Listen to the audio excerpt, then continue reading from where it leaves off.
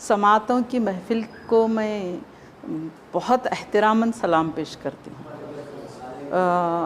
10,000 के सामीन का मुशायरा भी मैंने देखा है और सिर्फ हम अभी मैंने गिना 17 लोग हैं पढ़ने वाले और सुनने वाले मिलाकर।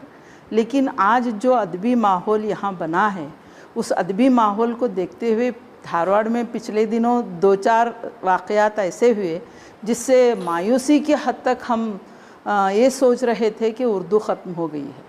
लेकिन आज का जो मैंने माहौल देखा, मेरे शोरा जो बच्चे हैं, मैं इनको तमाम लोगों को मैं अपने बच्चे ही कहती हूँ, बहुत पहले से, आज से नहीं, और समझती भी हूँ, मानती भी हूँ, कहती भी हूँ और आलन ऐलान कहती हूँ लोगों से कि ये मेरे बच्चे हैं, सब शोरा जो हैं मेरे बच्चे हैं। तो इनको पढ़ते हुए देखकर, ख़ासकर साकिब को जो आज मैंने सुना, मैंने जो आज शरीफ को सुना, मैंने जो आज रशीद को सुना, इनको देखकर मुझे ये उम्मीद जागी है कि यकीनन जो है उर्दू ज़िंदा रहेगी। उर्दू ज़िंदा है तो शोरा के बल पर ही ज़िंदा है और उर्दू मुसन्निफ़ीन के बल पर ज़िंदा है, उर्दू प्रोफेसरान के बल पर ज़िंदा नहीं है। उर्दू ज़िंदा है तो उर्दू शोरा और मुसन्निफ़ीन के बल पर ज़िंदा है, उर्दू प्रोफेसरान के बल पर ज़िंदा नहीं। मुल्ला सर, आप बुरा नहीं मानने का, मैं ख़ुद भी वही हूँ, मैं भी पढ़ाने वाली हूँ, मैं उर्दू नहीं पढ़ाती, अंग्रेज़ी पढ़ाती हूँ, ये और बात है। एक कमी आज रोशन भाई की बहुत महसूस हुई। रोशन भाई की सेहत के लिए दुआ करें। रोशन भाई बीमार हैं जिसकी वजह से वो यहाँ पर नहीं आ सके। वो नात पढ़ते तो समा और बन जाता, उनकी कमी बहुत महसूस हुई। और उस्ताद मोहतरम खदीर नाजिम सरगिरो की सदारत की कमी बहुत महसूस हुई। वो जब बोलते हैं तो मुंह से फूल झड़ते हैं। उनकी वो जो उर्दू बहती है उसको सुनने के लिए मन तरसता है, कान भी तरसते हैं। मैं बहुत अभी से नहीं, ये मेरी बेटी छोटी है बहुत, मैं शायद 12-13 साल की थी जब वो दांडेली में मुशायरा, बहुत एकदम जवान थे सर, मुशायरा पढ़ने आया करते थे दांडेली में।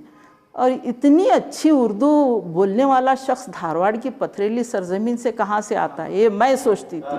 और मैंने बोलना भी उन्हीं से सीखा। उनका तलफ़ुज़, 12 इमाम गली से उठे शख्स का वो जो हीरा है, उनका तलफ़ुज़ सारे हिंदुस्तान में बेमिसाल है। बहुत कम लोगों का तलफ़ुज़ है, इतना सही उर्दू वो बोलते हैं।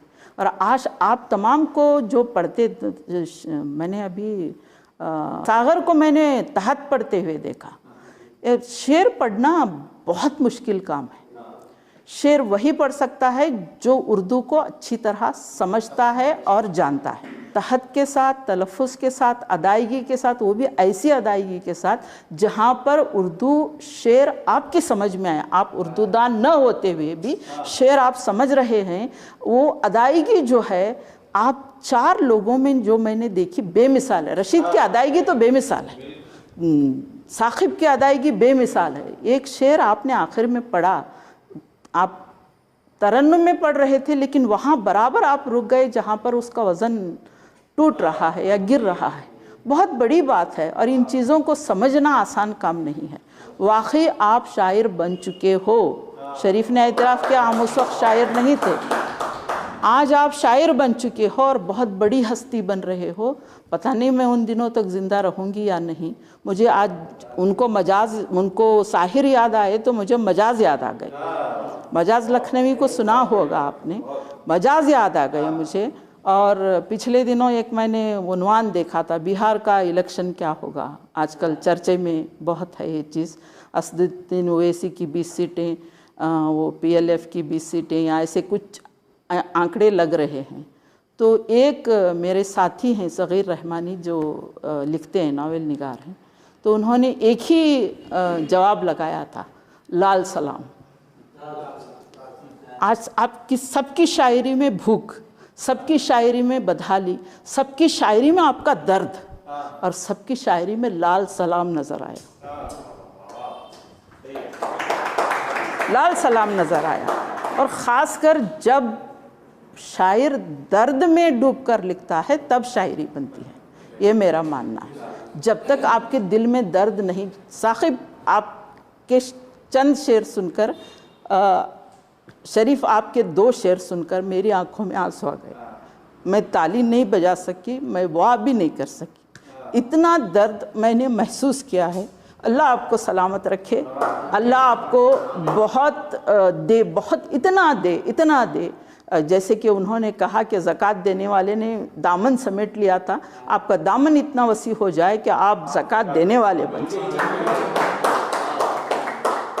ये जो आज का माहौल आपने दिखाया है, इतने ही लोग अगर सुनकर ये पैगाम बाहर तक ले जाते हैं तो बेशक उर्दू ज़िंदा है और उर्दू को ज़िंदा रखना हमारा काम है। भले पेट में भूख हो, आँख में आंसू हो, दिल में दर्द हो, लेकिन उर्दू को हम ज़िंदा रखें। ये मुझे ये कहना था बहैसियत सदर। मेरी ज़िम्मेदारी बनती है कि मैं आज इन चीज़ों को आपके सामने रखूं। मेरा कलाम आप लोगों से बढ़कर नहीं है, हालांकि शायरी मैं 30 साल से करती हूँ, मगर कभी मुशायरे पढ़ने की मुझे नौबत ये नहीं आई कि मेरे घरेलू हालात कुछ ऐसे थे। दूसरी चीज़ें, धारवाड़ शहर के अंदर जैसे उन्होंने कहा औरतों को स्टेज पर आने की इजाज़त नहीं थी। पहली बार सरगिरो सर एकेडमी के सदर बने तो उन्होंने जुर्रत की कि मुझे स्टेज पर बुला सकें। तो उनके इस एहसान को याद करते हुए कि उन्होंने मुझे स्टेज दिया, मैं अपने कुछ हक़ीर अशार आपके सामने पेश करूँगी।